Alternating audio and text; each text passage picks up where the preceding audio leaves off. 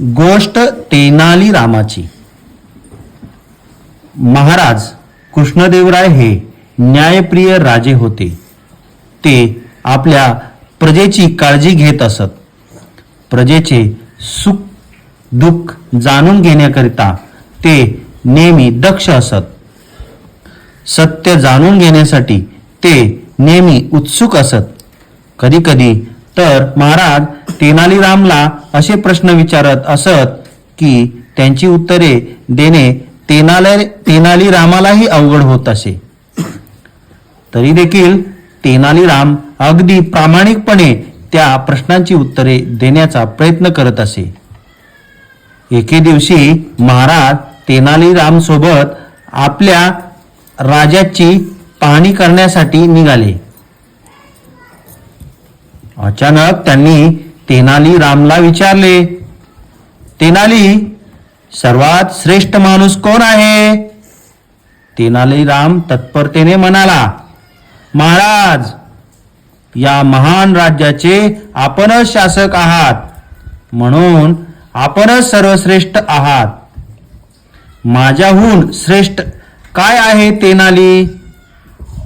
महाराजांनी तेनालीरामला प्रश्न विचारला.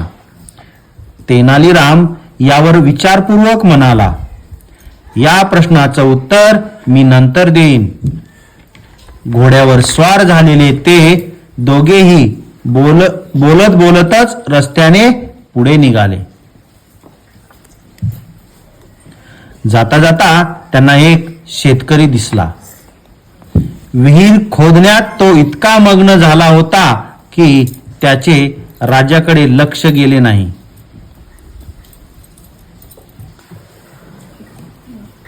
तेनालीराम म्हणाला, महाराज, हा शेतकरी आपल्यापेक्षा आणि आपल्या राज्यापेक्षाही महान आहे.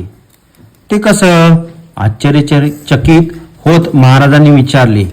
त्यावर तेनालीराम म्हणाला, महाराज, हा शेतकरी गरीब आहे.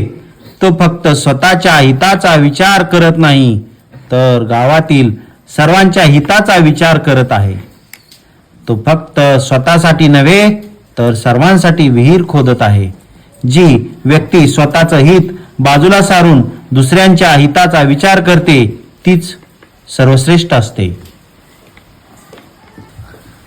तेनालीरामचे बोलणे ऐकून महाराज विचारमग्न झाले.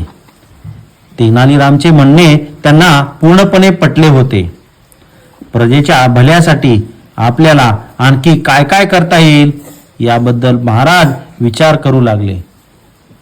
हा नवीन विचार घेऊन महाराज नेहमीप्रमाणे तेनालीराम सोबत पुढे जाऊ लागले. या गोष्टीतील नवीन काही शब्द आहेत ते ऐकूया. दक्ष असणे, सावध असणे, जागरूक असणे. दक्ष असणे म्हणजे सावध असणे, जागरूक असणे. मग्न होणे, तल्लीन होणे, दंग होणे. हित, लाभ, फायदा.